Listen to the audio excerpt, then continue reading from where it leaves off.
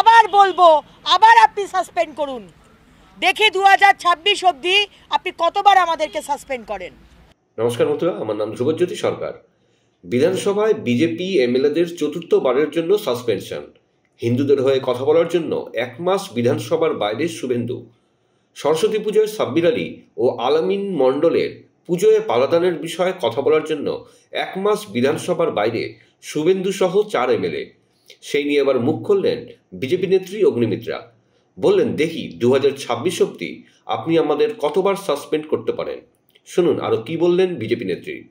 সরস্বতী পুজো করতে গেলে কেন আদালতে যেতে হবে বাংলার হিন্দুদের?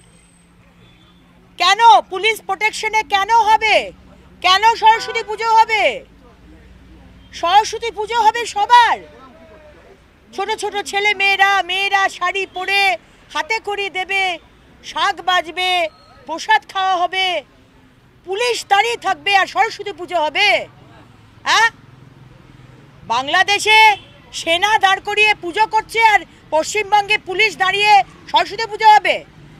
আর মমতা ব্যানার্জির কোনো স্টেটমেন্ট নেই? তা তো চলতে পারে না। তাই জন্য বলেছি বলে আমাদেরকে সাসপেন্ড করা হয়েছে।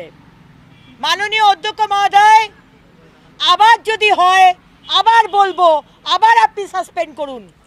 দেখি 2026 অবধি আপনি কতবার আমাদেরকে সাসপেন্ড করেন।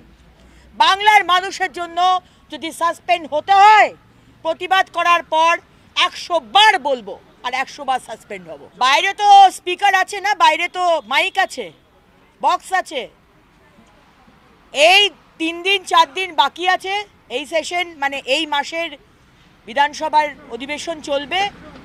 বাইরে বসে থাকবো, বাইরে বসে কি মিথ্যা কথা বলছেন বাজেট নিয়ে সেগুলো শুনবো, আর তারপর আপনাদের সামনে এসে তার প্রতিবাদ করব। কোথাও পালিয়ে যাব না, কোনো দোষ করিনি। মানুষের জন্য কথা বলেছি, অধিকারের জন্য কথা বলেছি, 100 বার বলবো।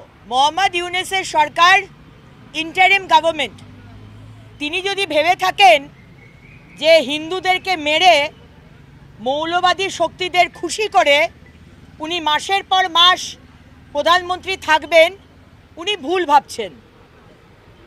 আমরা বিএনপির মতনই আমরা চাই তাড়াতাড়ি ইলেকশন হোক। বাংলাদেশের মানুষ ইলেকশনে যাকে ভোট দেবে, যাকে জিতিয়ে আনবে, সে সরকার গড়বে। আর তাছাড়া ট্রাম্প গভর্নমেন্ট অলরেডি বলে দিয়েছেন সবার সামনে, সেটা কোনোদিন অভূতপূর্ব কোনোদিন আমরা দেখিনি, যে যশস্বী প্রধানমন্ত্রী নরেন্দ্র মোদীজি, আমি ওনাকে দায়িত্ব দিয়ে দিয়েছি পুরো এই বাংলাদেশের ইস্যু দেখার জন্য। এটা হচ্ছে মোদি ম্যাজিক, এটা হচ্ছে মোদি হ্যাঁ তো মুমকিন হ্যায়।